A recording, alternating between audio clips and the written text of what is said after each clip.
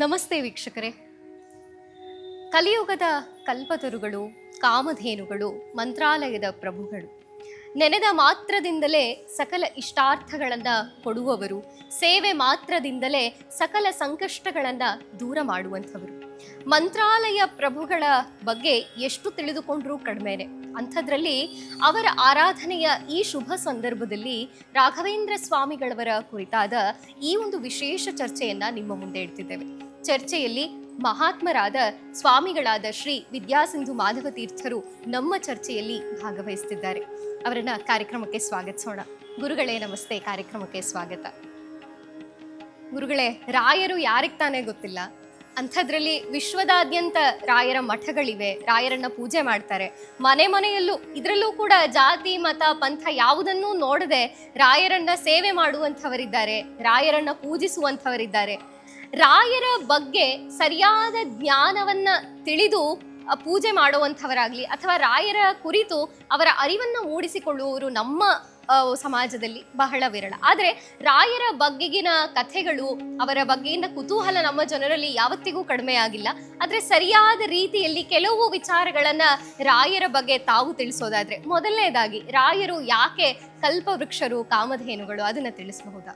ಅಘಂ ದ್ರಾವಯತೆ ಯಸ್ಮಾತ್ ವೇಂಕಾರೋ ವಾಂಛಿತಪ್ರದಃ ರಾಘವೇಂದ್ರ ಯತಿ ತಸ್ಮಾಲ್ಲೋಕೆ ಖ್ಯಾತೋ ಭವಿಷ್ಯತಿ ಅಂತ ಪುರಾಣಗಳಲ್ಲೇ ರಾಘವೇಂದ್ರ ಸ್ವಾಮಿಗಳವರ ಮಹಿಮೆಯನ್ನು ಹೇಳೋ ಕಾಲಕ್ಕೇನೆ ಕಲ್ಪವೃಕ್ಷರು, ಕಾಮಧೇನುಗಳು ಅಂತ ಅನ್ನಬೇಕು ಅಂದರೆ ಅವರಲ್ಲಿ ಏನೋ ಒಂದು ವಿಶಿಷ್ಟವಾದ ಒಂದು ಧರ್ಮ, ವಿಶಿಷ್ಟ ಶಕ್ತಿ ಇರಬೇಕಾಗುತ್ತೆ.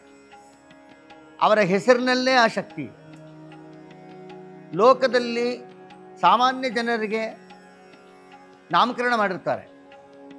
ಇಟ್ಟ ಹೆಸರಿಗೂ ಅವರ ಸ್ವಭಾವಕ್ಕೂ ಅವರ ಗುಣಗಳಿಗೂ ಸಂಬಂಧವೇ ಇರೋದಿಲ್ಲ.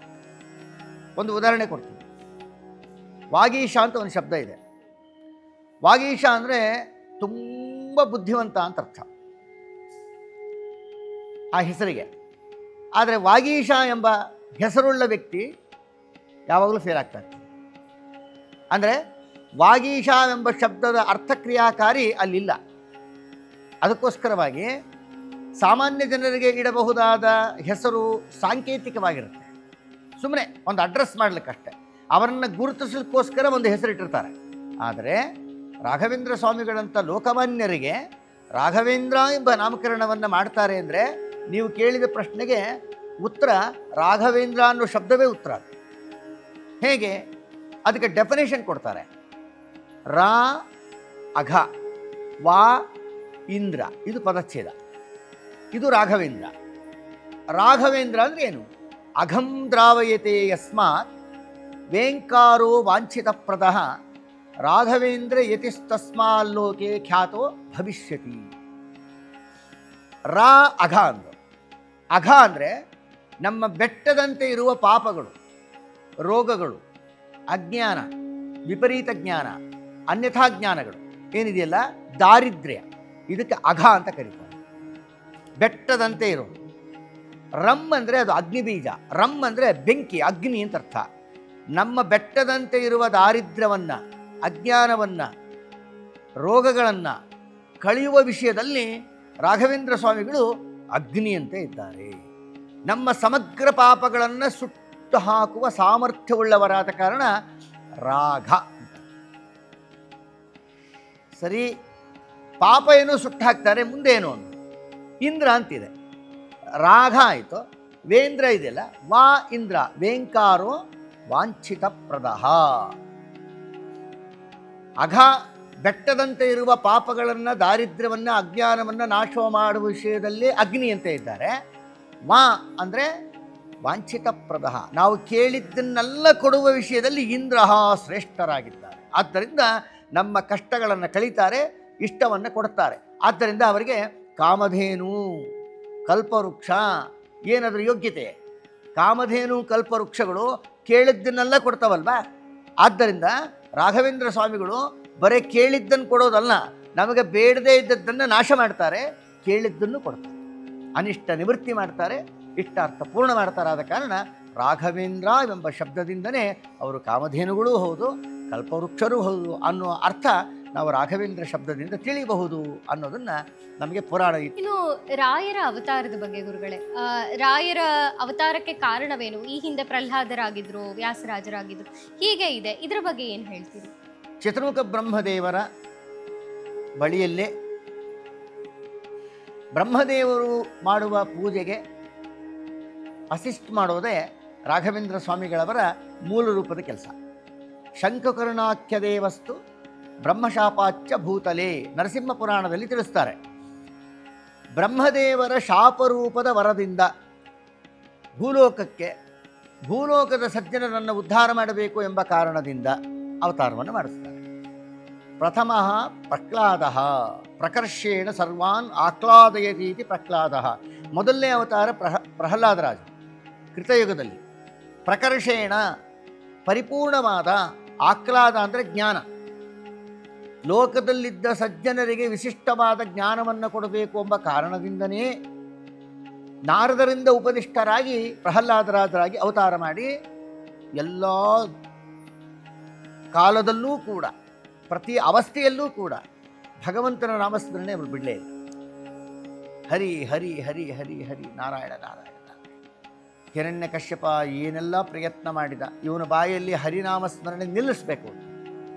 ಕೊನೆಗೆ ಅವನು ಪ್ರಾಣ ನಿಂತು ಹೋಯ್ತೇ ಹೊರತು ಪ್ರಹ್ಲಾದರಾಜರ ಬಾಯಿಂದ ಬರುವ, ಅದಕ್ಕೆ ಶ್ರೀಮನ್ ಮಧ್ವಾಚಾರ್ಯ ಹೇಳ್ತಾರೆ, ಜಗತ್ತಿನಲ್ಲಿ ಭಕ್ತಿ ಅಂತ ಇದ್ದರೆ ಅದಕ್ಕೆ ಬುನಾದಿ ಹಾಕಿದವರೇ ಪ್ರಹ್ಲಾದರಾಜ. ಶ್ರವಣಂ ಕೀರ್ತನಂ ವಿಷ್ಣು ಸ್ಮರಣಂ ಪಾದಸೇವನಂ ಅರ್ಚನಂ ವಂದನಂ ದಾಸ್ಯಂ ಸಖ್ಯಂ ಆತ್ಮನಿವೇದನಂ ಇತಿ ಪುಂಸಾರ್ಪಿತ ವಿಷ್ಣು ಭಕ್ತಿಶ್ಚೇ ನವಲಕ್ಷಣ. ಇದು ಪ್ರಹ್ಲಾದರಾಜರು ಅರ್ಥಾತ್ ರಾಘವೇಂದ್ರ ಸ್ವಾಮಿಗಳವರ ಮೊದಲನೇ ಅವತಾರದಲ್ಲಿ ರಾಘವೇಂದ್ರ ಸ್ವಾಮಿಗಳೇ ಆಡಿದ ಮಾತು. ನವವಿಧವಾದ ಭಕ್ತಿಗಳನ್ನು ಜಗತ್ತಿಗೆ ಪರಿಚಯಿಸಿದವರು ಲೋಕದಲ್ಲಿ ಪ್ರಹ್ಲಾದರಾಜರು ಅನ್ನೋದನ್ನು ಮಧ್ವಾಚಾರ್ಯ ತಿಳಿಸ್ತಾರೆ. ಇದು ಸ್ವಾರಸ್ಯ. ಇನ್ನು ಪ್ರಹ್ಲಾದರಾಜರ ಅವತಾರದಲ್ಲಿ ಭಕ್ತಿಯನ್ನು ಜಗತ್ತಿಗೆ ತೋರಿಸೋದು, ಅದನ್ನು ಇನ್ನೂ ಕಂಟಿನ್ಯೂ ಮಾಡಬೇಕಲ್ಲ. ದ್ವಾಪರ ಯುಗದಲ್ಲಿ ಒಂದು ರೂಪದಿಂದ ಅವತಾರ ಮಾಡಿ, ಅದಾದ ಮೇಲೆ ಕಲಿಯುಗಕ್ಕೆ ಬಂದರು. ಇದೆಲ್ಲ ಭಗವಂತನ ಆಜ್ಞಾ, ಚತುರ್ಮುಖ ಬ್ರಹ್ಮದೇವರ ಆದೇಶ. ಬಾಲ್ಮೀಕ ಮಹಾರಾಜರಾಗಿ ದ್ವಾಪರ ಯುಗದಲ್ಲಿ ಅವತಾರ ಮಾಡಿ, ಅದಾದ ನಂತರ ಕಲಿಯುಗಕ್ಕೆ ಬಂದಾಗ ಕಲಿಯುಗದಲ್ಲಿ ವ್ಯಾಸರಾಜರಾಗಿ ಅವತಾರ ಮಾಡಿ. ಏನು ವ್ಯಾಸರಾಜರ ಒಂದು ಅವರ ಯೋಗ್ಯತಾ, ಅವರ ಸ್ಥಾನಮಾನ ಹೇಳ್ತಾರೆ. ಮಾಯಾ ತಂತ್ರ ಮರಾರಿಸ್ಮಯಮಪನಯತೋ ಬದ್ಧ ಸಿದ್ಧಾಂತ ನಾಮ್ನಃ ನೇತ್ರಾಣೀವ ತ್ರಯೋಪಿ ತ್ರಿಜಗತಿ ನೃಹರೇ ರಿಂದತೆ ಯತ್ ಪ್ರಬಂಧಾಃ ಯದ್ವಾ ಕದ್ವೈತ ವಿದ್ಯಾ ಚಲಕಲ ಕುಲಿಶ ಪ್ರೌಢಿಮಾ ಢೌಕತೇಶ ಶ್ರೇಯೋ ಭೂಯೋ ವಿದದ್ಯಾತ್ ಸುಮಹಿತ ಮಹಿಮಾ ಸಂಪ್ರತಿ ವ್ಯಾಸರಾಜಃ ವ್ಯಾಸರಾಜೇಂದು ಮಾಶಾಶೆ ಚಂದ್ರಿಕಾ ಯಸ ಸಮ್ಮತ ದುರ್ವಾದಿ ಚೋರಾನ್ ವಿದ್ರಾವ್ಯ ರಕ್ಷಿತಂ ಭುವನತ್ರಯಂ ಅಂತ ಕೊಂಡಾಡ್ತಾರೆ. ವ್ಯಾಸರಾಜರ ಮಹಿಮೆ ಸಂಕ್ಷಿಪ್ತವಾಗಿ ಹೇಳೋದಾದರೆ, ಬಾಲ್ಯದಲ್ಲೇ ಸನ್ಯಾಸ, ಅದ್ಭುತವಾದ ಬ್ರಹ್ಮಚರ್ಯ, ಅದ್ಭುತವಾದ ಜ್ಞಾನ, ಲೋಕದಲ್ಲಿ ಮುನಿತ್ರಯರಂತೂ ಲೋಕದಲ್ಲಿ ಪ್ರಖ್ಯಾತರು. ಶ್ರೀಮಧ್ವಃ ಕಲ್ಪವೃಕ್ಷಶ್ಚ ಜಯಾಚಾರ್ಯಸ್ತು ಧೇನವಃ ಚಿಂತಾಮಣಿಸ್ತು ವ್ಯಾಸಾರ್ಯ ಮುನಿತ್ರಯಮುದಾಹೃತಂ ಅಂತಾರೆ ಇತಿಹಾಸದಲ್ಲಿ. ಮಧ್ವಾಚಾರ್ಯರನ್ನ,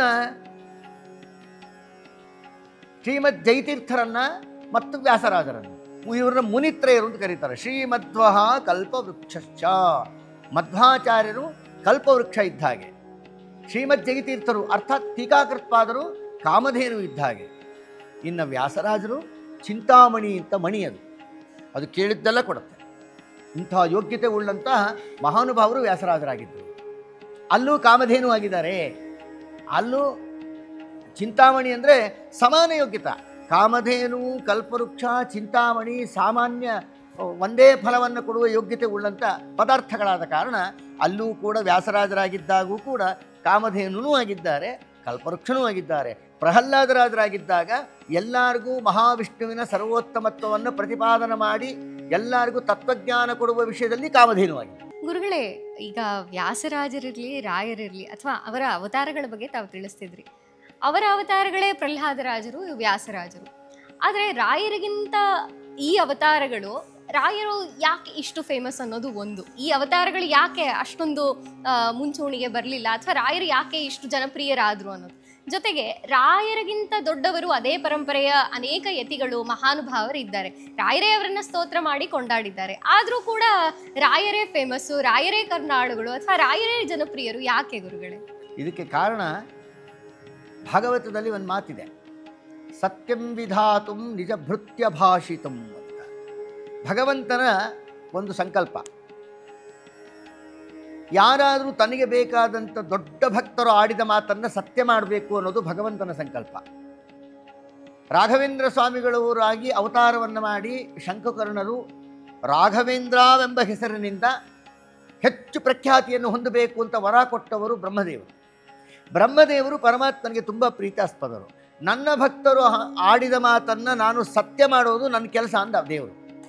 ಆದ್ದರಿಂದ ಪರಮಾತ್ಮನಿಗೆ ಅತ್ಯಂತ ಆಪ್ತರಾದಂಥ, ಅತ್ಯಂತ ಪ್ರಿಯರಾದಂಥ, ಜ್ಯೇಷ್ಠ ಪುತ್ರರು ಮಹಾಬ್ರಹ್ಮಜ್ಞಾನಿಗಳು ಆದಂತಹ ಜೀವೋತ್ತಮರಾದ ಬ್ರಹ್ಮದೇವರು ರಾಘವೇಂದ್ರವೆಂಬ ಹೆಸರಿನಿಂದ ಈ ಶಂಖಕರ್ಣನು ಹೆಚ್ಚು ಪ್ರಖ್ಯಾತನಾಗ್ತಾನೆ ಅಂತ ಹೇಳಿದ ಕಾರಣ ಬ್ರಹ್ಮದೇವರ ಮಾತನ್ನೂ ಸತ್ಯ ಮಾಡಬೇಕಾಗಿದೆ. ಮತ್ತು ರಾಘವೇಂದ್ರ ಸ್ವಾಮಿಗಳವರ ವಿಷಯಕ್ಕೆ ಇನ್ನೂ ಕೆಲವು ವಿಷಯಗಳನ್ನು ಹೇಳ್ಬೋದು. ಹೇಗೆ ಅಂದರೆ, ವ್ಯಾಸರಾಜರಾಗಿದ್ದಾಗ ಅವರು ಮಾಡಿದ ಗ್ರಂಥಗಳಿದ್ದಾವಲ್ಲ, ತುಂಬ ಕಷ್ಟ, ಅದನ್ನು ಅರ್ಥ ಆಗೋದು ತುಂಬ ಕಠಿಣ. ಹುರಿದ ಕಡಲೆ ಕೊಟ್ಟರೆ ತಿನ್ಬೋದು, ಕಬ್ಬಿಣದ ಕಡಲೆ ಕೊಟ್ಟರೆ. ವ್ಯಾಸರಾಜರಾಗಿದ್ದಾಗ ಅವರು ಮಾಡಿದ ಗ್ರಂಥಗಳಿದ್ದಾವಲ್ಲ, ಚಂದ್ರಿಕಾ, ನ್ಯಾಯಾಮೃತ, ತರ್ಕತಾಂಡವ, ಇವೆಲ್ಲ ಗ್ರಂಥಗಳಿದ್ದಾವೆ. ಆ ಗ್ರಂಥಗಳು ಸಾಮಾನ್ಯರಿಗೆ ಅಲ್ಲ, ಪಂಡಿತರುಗಳಿಗೂ ಕೂಡ ಸ್ವಲ್ಪ ತಲೆ ಕೆರ್ಕೊಂಡು, ಅಂಥ ಕಠಿಣವಾದ ಗ್ರಂಥಗಳು, ಕಷ್ಟ. ಅದೇ ವ್ಯಾಸರಾಜರೇ ರಾಘವೇಂದ್ರ ಸ್ವಾಮಿಗಳಾಗಿ ಬಂದಾಗ ಶ್ರೀಮನ್ಮಧ್ವಾಚಾರ್ಯರ, ಶ್ರೀಮಠ್ಟೀಕಾಕೃತ್ಪಾದರ ಅದೇ ತಮ್ಮದೇ ಆದ ಇನ್ನೊಂದು, ಅದೇ ವ್ಯಾಸರಾಜರ ರೂಪದ ಬರೆದಂಥ ಗ್ರಂಥಗಳನ್ನು ಸುಲಭ ರೀತಿಯಲ್ಲಿ ಅರ್ಥವಾಗುವಂತೆ ಸುಲಿದ ಬಾಳೆಹಣ್ಣಿನಂತೆ ವ್ಯಾಖ್ಯಾನವನ್ನು ಬರೀತಾರೆ. ಸರಳವಾದ ವ್ಯಾಖ್ಯಾನ ರಾಘವೇಂದ್ರ ಸ್ವಾಮಿಗಳು. ಯಾಕೆಂದರೆ ರಾಘವೇಂದ್ರ ಸ್ವಾಮಿಗಳು ಯೂನಿವರ್ಸಲ್ ಗುರುಗಳು. ಅವರು ವಿಪ್ರಕ್ಷತ್ರ ವಿಢಂಗ್ರಿ ಜಾತ ಮುಖರಾನೇಕ ಪ್ರಜಾಸೇವಿತ. ವರ್ಣಾಶ್ರಮಗಳಲ್ಲಿ ರಾಘವೇಂದ್ರ ಸ್ವಾಮಿಗಳವರು ಇಷ್ಟು ಪ್ರಖ್ಯಾತರಾಗಿ ಸರ್ವರನ್ನು ಅನುಗ್ರಹಿಸ್ತಾರೆ ಅನ್ನೋದನ್ನು ಬ್ರಹ್ಮದೇವರ ವನ ಇಲ್ಲಿ ಸತ್ಯ ಆಗಿದೆ. ಹೇಗೆ ಅಂತಂದರೆ, ಬ್ರಾಹ್ಮಣರಿಗೂ ರಾಘವೇಂದ್ರ ಸ್ವಾಮಿಗಳು ಗುರುಗಳು, ಕ್ಷತ್ರಿಯರಿಗೂ ರಾಘವೇಂದ್ರ ಸ್ವಾಮಿಗಳು ಗುರುಗಳು, ವೈಶ್ಯರಿಗೂ ಅವರೇ, ಎಲ್ಲ ವರ್ಣದವರೆಗೂ, ಎಲ್ಲ ಜನಾಂಗದವರೆಗೂ, ಪಶು ಪಕ್ಷಿ ಪ್ರಾಣಿಗಳೂ ಕೂಡ ರಾಘವೇಂದ್ರ ಸ್ವಾಮಿಗಳವರನ್ನು ಆಶ್ರಯ ಮಾಡಿಕೊಂಡಿರ್ತಾರೆ. ಇವತ್ತು ಗೋಶಾಲ್ ಅಂತ ಮಾಡ್ತಾರೆ. ಗೋಶಾಲಲ್ಲಿ ಕೋಟ್ಯಾಂತರ ಹಸುಗಳು ಎಲ್ಲ ಕಡೆಗೂ ನೋಡಿದ್ರೆ ರಾಘವೇಂದ್ರ ಸ್ವಾಮಿಗಳವರ ಕೃಪಾ ಕಟಾಕ್ಷದಿಂದ ಎಷ್ಟು ಸಂಸಾರ ನಡೆಯುತ್ತೀ. ಇವತ್ತು ರಾಘವೇಂದ್ರ ಸ್ವಾಮಿಗಳವರು ಕಾಮಧೇನು ಕಲ್ಪವೃಕ್ಷ ಯಾಕೆ ಅಂತ ನೀವು ಮೊದಲೇ ಪ್ರಶ್ನೆ ಮಾಡಿಬಿಟ್ರಿ. ಅದರ ಜೊತೆ ಇನ್ನೊಂದು ಪ್ರಶ್ನೆ ಮಾಡಿದ್ರಿ, ಇಷ್ಟ್ಯಾಕೆ ಪ್ರಸಿದ್ಧರಾಗಿದ್ದಾರೆ ಅಂತ. ತುಂಬ ಒಳ್ಳೆಯ ಕೆಲಸ ಮಾಡಿದವರು ಬೇಗ ಪ್ರಸಿದ್ಧರಾಗ್ತಾರೆ. ಇಲ್ಲ ಎರಡು ಮಾಡಿರಬೇಕು. ಯಾರೋ ಕೇಳೋದ್ರಂತೆ, ತುಂಬ ಪ್ರಸಿದ್ಧಿ ಆಗಬೇಕು ಅಂದರೆ ಏನು ಮಾಡಬೇಕು? ಊರು ತುಂಬ ಸಾಲ ಮಾಡಿ ಊರು ಬಿಟ್ಟು ಹೋಗಬೇಕು. ಇದು ಪ್ರಸಿದ್ಧಿ ಅನ್ನಲ್ಲ, ಅಪಖ್ಯಾತಿ ಅಂತ. ಅಪಖ್ಯಾತಿ ಪ್ರಸಿದ್ಧಿ ಅನ್ನಲ್ಲ.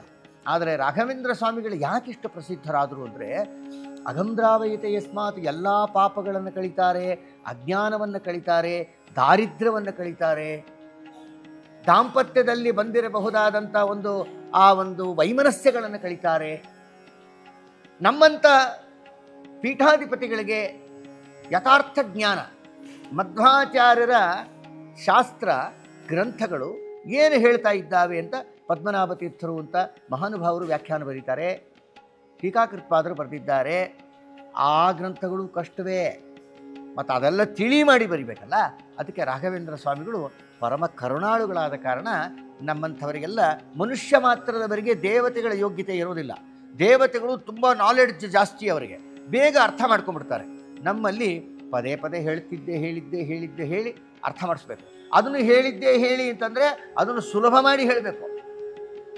ಅದಕ್ಕೋಸ್ಕರ ರಾಘವೇಂದ್ರ ಸ್ವಾಮಿಗಳವರ ಕಾರುಣ್ಯ ಗ್ರಂಥಗಳಿಂದ. ಗುರುಗಳೇ, ಇನ್ನು ರಾಘವೇಂದ್ರ ಸ್ವಾಮಿಗಳ ಬಗ್ಗೆ ಮಾತಾಡುವಾಗ ನಮ್ಮ ತಲೆಗೆ ಬರುವಂತಹ ಮೊದಲನೇ ಪ್ರಶ್ನೆ, ಅಥವಾ ಸಾಮಾನ್ಯವಾಗಿ ಎಲ್ಲರಿಗೂ ಕಾಡುವಂಥದ್ದು, ನಂಬಿ ಕೆಟ್ಟವರಿಲ್ಲವೋ ಈ ಗುರುಗಳ, ನಂಬದೇ ಕೆಡುವರುಂಟು ಅಂತ. ರಾಘವೇಂದ್ರ ಸ್ವಾಮಿಗಳನ್ನ ಹೇಗೆ ನಂಬಬೇಕು? ನಮ್ಮ ಭಕ್ತಿ ಹೇಗಿರಬೇಕು? ರಾಘವೇಂದ್ರ ಸ್ವಾಮಿಗಳವರನ್ನೇ ಸ್ಪೆಸಿಫಿಕ್ ಆಗಿ ಯಾಕೆ ಹೇಳ್ತಾ ಇದ್ದಾರೆ? ಬೇಕಾದಷ್ಟು ಜನ ಗುರುಗಳು ಇದ್ದಾರಲ್ವ, ಲೋಕದಲ್ಲಿ ಪ್ರಾಣದೇವರಿಲ್ವಾ, ಪರಮಾತ್ಮ ಇಲ್ವಾ?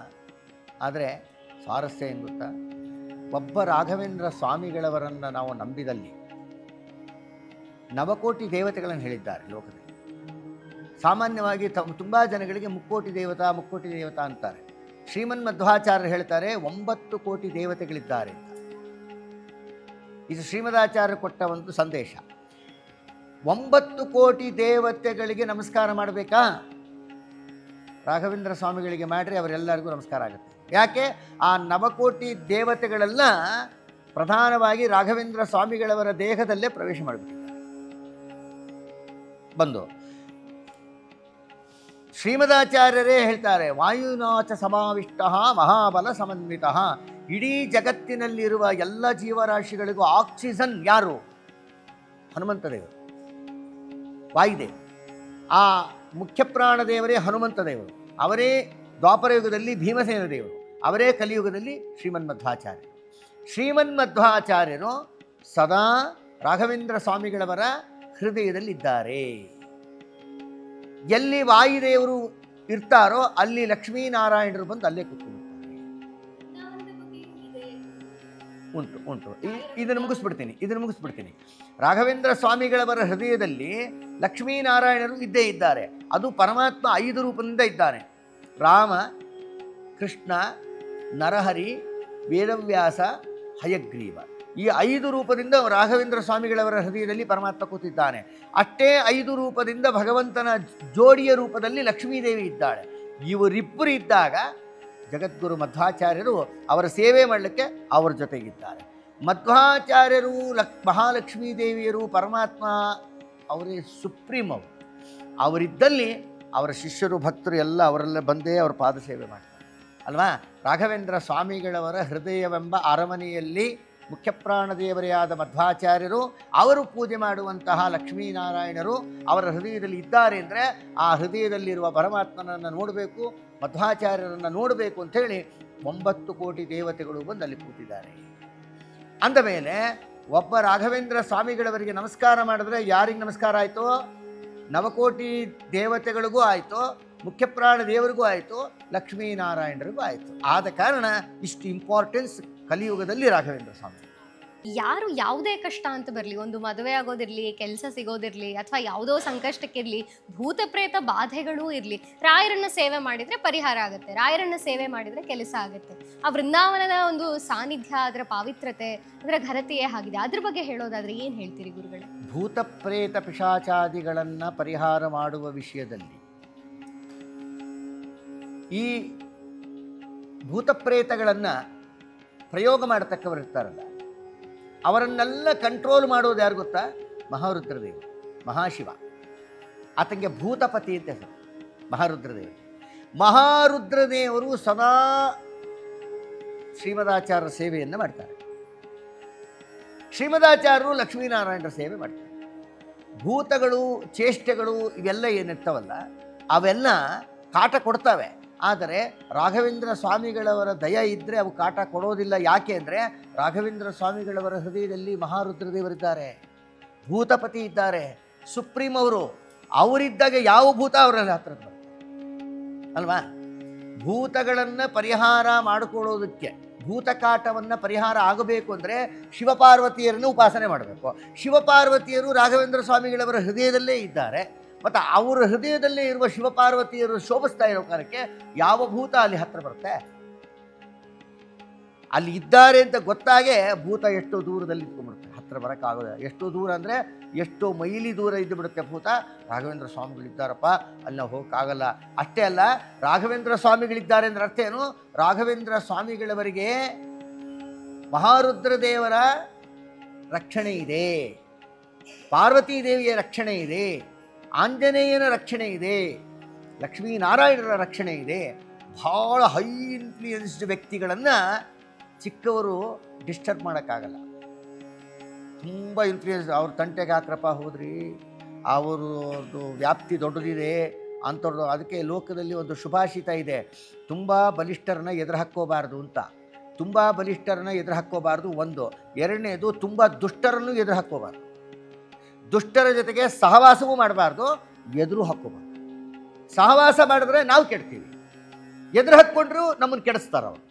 ಅದಕ್ಕೋಸ್ಕರವಾಗಿ ಹಾಗೆ ಯಾಕೆ ಹೇಳಕೊಟ್ವಿ, ಭಾಳ ಹೈ ಇನ್ಫ್ಲೂಯೆನ್ಸ್ಡ್ ವ್ಯಕ್ತಿ ಹತ್ರ ದುಷ್ಟಶಕ್ತಿಗಳು ಬರಲಿಕ್ಕೆ ಹೆದರ್ತಾರೆ. ಹಾಗೆ ಹೈ ಇನ್ಫ್ಲೂಯೆನ್ಸ್ಡ್ ವ್ಯಕ್ತಿಗಳು ನಮ್ಮ ರಾಘವೇಂದ್ರ ಸ್ವಾಮಿ.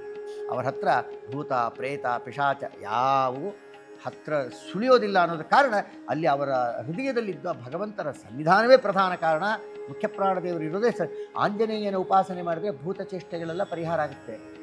ಅಲ್ಲಿ ಮಹಾಶಿವನೂ ಇದ್ದಾರೆ, ಆಂಜನೇಯನ ಅವತಾರರಾದ ಮಧ್ವಾಚಾರ್ಯರು ಇದ್ದಾರೆ. ಅವರಿಬ್ಬರೇ ಎಲ್ಲ ಭೂತಗಳನ್ನು ಸಂಪೂರ್ಣ ಕಂಟ್ರೋಲ್ ಮಾಡೋರು. ಅವರಿಬ್ಬರೇ ರಾಘವೇಂದ್ರ ಸ್ವಾಮಿಗಳವರಿಗೆ ಅನುಗ್ರಹ ಮಾಡ್ತಾ ಅವರ ಇನ್ಫ್ಲೂಯೆನ್ಸ್ ಇದ್ದಾಗ ಯಾವ ಭೂತ ಅವರನ್ನು ಏನು ಮಾಡುತ್ತೆ.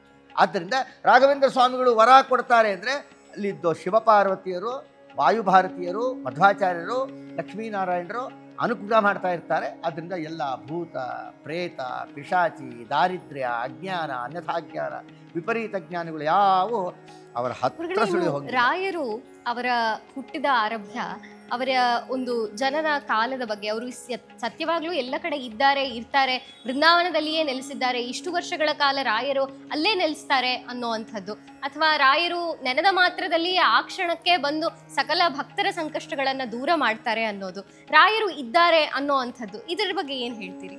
ಮನುಷ್ಯರಿಗೂ ದೇವತೆಗಳಿಗೂ ಡಿಫ್ರೆನ್ಸ್ ಏನಂದರೆ, ಮನುಷ್ಯರು ನಿರಾಂಶರು. ನಿರಾಂಶರು ಅಂದ್ರೇನು? ನಾವಿಲ್ಲಿದ್ದೇವೆ, ಮನೆಯಲ್ಲಿಲ್ಲ, ಮನೆಯಲ್ಲಿದ್ದಾಗ ಇಲ್ಲಿರೋಲ್ಲ. ದೇವತೆಗಳಿಗೆ ಹಾಗಲ್ಲ. ದೇವತೆಗಳನ್ನು ಸಾಂಶರು ಅಂತ ಕರೀತಾರೆ. ಅವರಿಗೆ ಪರಮಾತ್ಮ ಮುಖ್ಯಪ್ರಾಣದೇವರು ಬ್ರಹ್ಮದೇವರು ಕೊಟ್ಟ ವರ. ಅವರಿಗೆ ಏನು ವರ ಗೊತ್ತಾ?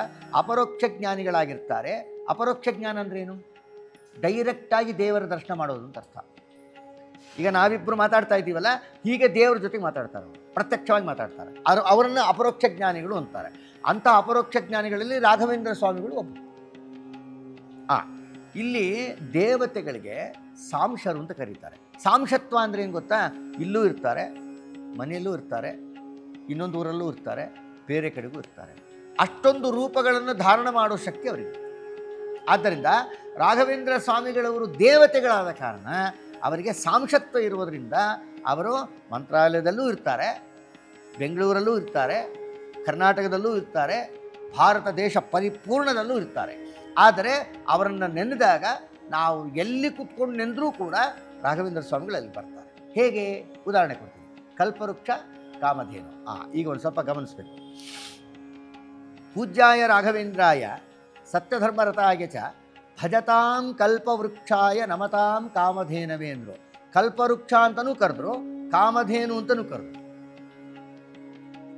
ಇಲ್ಲೊಂದು ಲಾಜಿಕ್ ಇದೆ. ಮೇಲ್ನೋಟಕ್ಕೆ ನೋಡಿದಾಗ ಲಾಜಿಕ್ಕು ಇದೆ ಅಂತ ಅನಿಸಲ್ಲ. ಕಾಮಧೇನುಗೆ ಏನು ಕೆಪಾಸಿಟಿನೋ ಕಲ್ಪವೃಕ್ಷಕ್ಕೂ ಅದೇ ಕೆಪಾಸಿಟಿ. ಕಲ್ಪವೃಕ್ಷಕ್ಕೇನೋ ಕಾಮಧೇನುಗೂ ಸಮ ಅದು. ಕಾಮಧೇನು ಕೊಡೋದೆಲ್ಲ ಕಲ್ಪವೃಕ್ಷ ಕೊಡುತ್ತೆ, ಕಲ್ಪವೃಕ್ಷ ಕೊಡೋದೆಲ್ಲ ಕಾಮಧೇನು ಕೊಡುತ್ತೆ. ಎರಡಕ್ಕೂ ಯೋಗ್ಯತಾ ಒಂದೇ ಅಂದಮೇಲೆ ಅಪ್ಪಣ್ಣಾಚಾರ್ಯರಿಗೆ ಗೊತ್ತಿರಲಿಲ್ವ ಇದು? ಕಾಮಧೇನು ಅಂತಲೂ ಅಂದರು, ಕಲ್ಪವೃಕ್ಷ ಅಂತಲೂ ಅಂದರು. ಕೆಪಾಸಿಟಿ ಒಂದೇ ಅಂದಮೇಲೆ ಯಾವುದಾದ್ರು ಒಂದು ಅಬ್ಜೆಕ್ಟಿವ್ ಸಾಕಲ್ವ? ಎರಡು ಅಬ್ಜೆಕ್ಟಿವ್, ಸಮಾನಾರ್ಥಕವಾದ ಎರಡು ಅಬ್ಜೆಕ್ಟಿವ್ ಯಾಕೆ ಅಂದರೆ ಅಲ್ಲಿ ಸ್ವಲ್ಪ ಲಾಜಿಕ್ ಇದೆ. ಏನು ಗೊತ್ತಾ? ಕಾಮಧೇನುವೂ ಹೌದು, ಕಲ್ಪವೃಕ್ಷನೂ ಹೌದು ರಾಘವೇಂದ್ರ ಸ್ವಾಮಿ. ಹೇಗೆ? ಕಲ್ಪವೃಕ್ಷ ಕಾಮಧೇನು. ಕಲ್ಪವೃಕ್ಷ ಅಂದರೆ ಅದು ಮರ ವೃಕ್ಷ, ಅದು ಸಂಚಾರ ಮಾಡಲ್ಲ. ಕಾಮಧೇನು ಅಂದರೆ ಹಸು, ಅದು ಎಲ್ಲಿ ಬೇಕಲ್ಲಿ ಓಡಾಡುತ್ತೆ ಅಲ್ವಾ? ರಾಘವೇಂದ್ರ ಸ್ವಾಮಿಗಳವರು ಮಂತ್ರಾಲಯ ಸುಕ್ಷೇತ್ರದಲ್ಲಿ ಮೂಲ ಬೃಂದಾವನ ಸನ್ನಿಧಾನದಲ್ಲಿ ಅಲ್ಲಿ ದೃಢವಾಗಿ ಕಲ್ಪವೃಕ್ಷರಾಗಿ ಅಲ್ಲಿ ಇಲ್ಲಿ ಅಚಲ ಸರಿಯದಂತೆ ಅಲ್ಲಿ ನಿರಂತರ ಬೃಂದಾವನದಲ್ಲಿ ಸನ್ನಿಹಿತರಾಗಿ ಕಲ್ಪವೃಕ್ಷರಾಗಿ ಬಂದ ಭಕ್ತರಿಗೆ ವರವನ್ನು ಕೊಡ್ತಾರೆ. ಅಷ್ಟೇನಾ? ಕಾಮಧೇನು ಆಗಿ ಬೆಂಗಳೂರಿಗೂ ಬರ್ತಾರೆ. ದೇಶದ ದಿಗ್ದೇಶದ ದೇಶ ವಿದೇಶಗಳಲ್ಲೂ ಕೂಡ ನಾವು ಕರದಲ್ಲಿ ಎಲ್ಲ ಕಡೆಗೂ ಬರ್ತಾರೆ. ಸಾಂಶರಾದ ಕಾರಣ ಆ ಮಹಾನುಭಾವರು ಮಂತ್ರಾಲಯ ಸುಕ್ಷೇತ್ರದಲ್ಲಿ ಕಲ್ಪವೃಕ್ಷರು. ಇನ್ನು ಎಲ್ಲೆಲ್ಲಿ ಸಾವಿರಾರು ಮಠಗಳು ಬ್ರಾಂಚ್ಗಳಿದೆ, ಸಾವಿರಾರು ರಾಘವೇಂದ್ರ ಸ್ವಾಮಿಗಳ ಮಠ ಇದೆ, ಆ ಎಲ್ಲ ಬೃಂದಾವನದಲ್ಲಿ ಕಾಮಧೇನು ಆಗಿರ್ತಾರೆ, ಅಲ್ಲಿ ಕಲ್ಪವೃಕ್ಷರಾಗಿರ್ತಾರೆ. ಆದ್ದರಿಂದ ನಮತಾಂ ಕಾಮಧೇನವೇ ಭಜತಾಂ ಕಲ್ಪವೃಕ್ಷ. ಕಲ್ಪವೃಕ್ಷರೂ ಹೌದು, ಕಾಮಧೇನುಗಳು ಹೌದು. ಅಂಥ ರಾಘವೇಂದ್ರ ಸ್ವಾಮಿಗಳವರನ್ನು ಪಡೆದಂಥ ನಾವೆಲ್ಲ ಧನ್ಯರು ಧನ್ಯರು ಧನ್ಯರು. ಗುರುಗಳೇ, ಇನ್ನು ರಾಯರನ್ನ ಪರಿಮಳಾಚಾರ್ಯರು, ಪರಿಮಳಾರ್ಯರು ಅಂತ ಕರೀತಾರೆ, ಯಾಕೆ? ಬಹಳ ಸ್ವಾರಸ್ಯಮಯವಾದ ಪ್ರಶ್ನೆ ಇದು. ಅನಂತ ವೇದಗಳನ್ನು ವಿಭಾಗವನ್ನು ಮಾಡಿದರು ವೇದವ್ಯಾಸದೇವರು. ಋಗ್ವೇದ, ಯಜುರ್ವೇದ, ಸಾಮವೇದ, ಅಥರ್ವಣ ವೇದ ಅಂತ. ಆ ಸಕಲ ವೇದಗಳು ತುಂಬ ಕಠಿಣ ಅರ್ಥ ಆಗೋದು ಅಂತ ಕೇಳಿ ವೇದವ್ಯಾಸದೇವರು, ಸಾಕ್ಷಾತ್ ನಾರಾಯಣನೇ ವೇದವ್ಯಾಸ ರೂಪ, ಆ ವೇದವ್ಯಾಸ ರೂಪದಿಂದ ವೇದ ಉಪನಿಷತ್ತುಗಳ ಅರ್ಥವನ್ನು ಜಗತ್ತಿಗೆ ತಿಳಿಸಿಕೊಡಬೇಕು ಸರಿಯಾಗಿ ಅಂತ ಹೇಳಿ ಸಕಲ ವೇದಾರ್ಥ ನಿರ್ಣಾಯಕ ಶಾಸ್ತ್ರ ಅಂತ ಕರೀತಾರೆ ಬ್ರಹ್ಮಸೂತ್ರಗಳನ್ನು. ಬ್ರಹ್ಮಸೂತ್ರಗಳನ್ನು ನಿರ್ಮಾಣ ಮಾಡಿಕೊಟ್ಟರು ವೇದವ್ಯಾಸದೇವರು. 564 ಬ್ರಹ್ಮಸೂತ್ರಗಳು 4 ಅಧ್ಯಾಯದಿಂದ ಮಾಡಿದ್ದಾರೆ. ಆ ಬ್ರಹ್ಮಸೂತ್ರಗಳು ವೇದವ್ಯಾಸದೇವರು ಸಕಲ ವೇದ ಉಪನಿಷತ್ತುಗಳ ಅಭಿಪ್ರಾಯವನ್ನು ತಿಳಿಸಬೇಕು ಅಂತ ರಚನೆ ಮಾಡಿದರು ವೇದವ್ಯಾಸದೇವರು. ವೇದಗಳು ಅಪೌರುಷೇಯ, ನಿರ್ದುಷ್ಟ. ಆ ಬ್ರಹ್ಮಸೂತ್ರಗಳಿಗೆ ಮಧ್ವಾಚಾರ್ಯರು ಬ್ರಹ್ಮಸೂತ್ರ ಭಾಷ್ಯ ಅಂತ ವ್ಯಾಖ್ಯಾನ ಮಾಡಿದರು.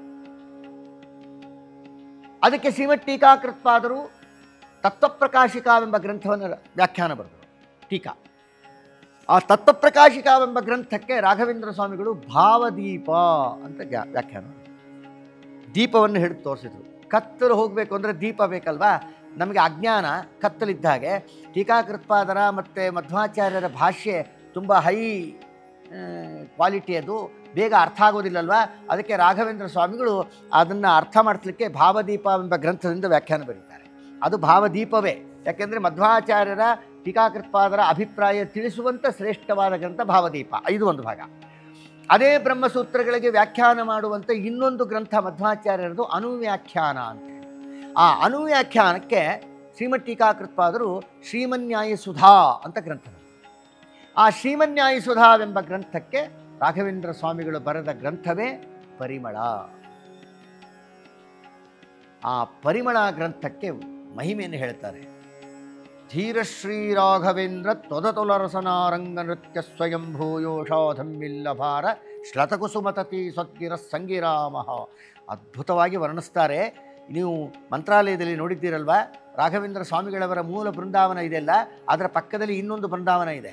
ವಾದೀಂದ್ರ ಸ್ವಾಮಿಗಳು ಅಂತಿದ್ದಾರೆ. ವಾದೀಂದ್ರ ತೀರ್ಥರು ರಾಘವೇಂದ್ರ ಸ್ವಾಮಿಗಳವರಿಗೆ ಮರಿಮೊಮ್ಮಕ್ಕ ಆಗ್ತಾರೆ. ಅವರು ರಾಘವೇಂದ್ರ ಸ್ವಾಮಿಗಳಿಗೆ ಅವರನ್ನು ಕಂಡ್ರೆ ಬಲು ಪ್ರೀತಿ, ಅದಕ್ಕೆ ಪಕ್ಕದಲ್ಲೇ ಕೂರಿಸ್ಕೊಂಡಿದ್ದಾರೆ. ನಮಗೆ ಯಾರ ಮೇಲೆ ಯಾರು ಪ್ರೀತಿ ಇದ್ದರೆ ದೂರ ಕೂತಿದ್ರಲ್ಲ, ಹತ್ತಿರ ಕರೆದು ಕೂರಿಸ್ಕೋತೀವಿ ಅಲ್ವಾ? ಹಾಗೆ ರಾಘವೇಂದ್ರ ಸ್ವಾಮಿಗಳು ಅವರನ್ನ ಪಕ್ಕದಲ್ಲೇ ಕೂರಿಸ್ಕೊಂಡ್ರು. ಅವರು ಸ್ತೋತ್ರ ಮಾಡ್ತಾರೆ ರಾಘವೇಂದ್ರ ಸ್ವಾಮಿಗಳವರನ್ನ. ಏನಂತ ಅಂದರೆ ಚಮತ್ಕಾರ. ಪರಿಮಳವೆಂಬ ಗ್ರಂಥಕ್ಕೆ ಒಂದು ಮೆರುಗು ಕೊಡ್ತಾರೆ. ಹೇಗೆ ಅಂತ, ಸರಸ್ವತೀ ದೇವಿಯರು ಪೀತಾಂಬರವನ್ನು ಉಟ್ಕೊಂಡಿದ್ದಾರೆ. ನಾನಾ ರೀತಿಯಾದ ವಜ್ರವೈಡೂರ್ಯಗಳಿಂದ ಯುಕ್ತವಾದಂಥ ಆಭರಣಗಳನ್ನು ಧರಿಸ್ಕೊಂಡಿದ್ದಾರೆ. ಸರ್ವಾಲಂಕಾರ ಭೂಷಿತರಾಗಿದ್ದಾರೆ. ನರ್ತನ ಮಾಡಬೇಕು ಅಂಥೇಳಿ ಅನಿಸ್ತಂತೆ ಸರಸ್ವತೀ ದೇವಿಗೆ. ಆದರೆ ಸ್ಟೇಜ್ ಹುಡುಕ್ತಾ ಬಂದ್ರಂತೆ ಸರಸ್ವತೀ ದೇವಿ. ನನಗೆ ಸ್ಟೇಜ್ ಬೇಕು, ನರ್ತನ ಮಾಡಲಿಕ್ಕೆ ಒಳ್ಳೆ ಸ್ಟೇಜ್ ಇರಬೇಕಲ್ಲ ಅಂತ ಹುಡುಕ್ತಾ ಬಂದ್ರಂತೆ. ಇದು ಸ್ಟೇಜು ತುಂಬ ಚೆನ್ನಾಗಿದೆ, ಇದು ಒಳ್ಳೆಯ ಸ್ಟೇಜು ಅಂತ ಹೇಳಿ ಸರಸ್ವತೀ ದೇವಿನೇ ಆರಿಸಿಕೊಂಡಂಥ ಸ್ಟೇಜ್ ರಾಘವೇಂದ್ರ ಸ್ವಾಮಿಗಳವರ ನಾಲಿಗೆ. ಇದು ನನಗೆ ಸರಿಯಾದ ಸ್ಟೇಜ್ ಅಂತ ಬಂದು ಸರಸ್ವತೀ ದೇವಿ ರಾಘವೇಂದ್ರ ಸ್ವಾಮಿಗಳವರ ನಾಲಿಗೆ ಮೇಲೆ ಬಂದು ಕೂತಿದ್ದಾಳೆ. ಆಗ ನರ್ತನ ಮಾಡಿದ್ದಾಳೆ. ನರ್ತನ ಮಾಡಿದಾಗ ಆ ಮಹಾತಾಯಿ ದೊಡ್ಡ ವಾಸನೆ ಮಲ್ಲಿಗೆ ಹೂವಿನ ಕುಚ್ಚನ್ನು ತುರುಬಿಗೆ ಮುಡುಕೊಂಡಿದ್ದಾಳೆ.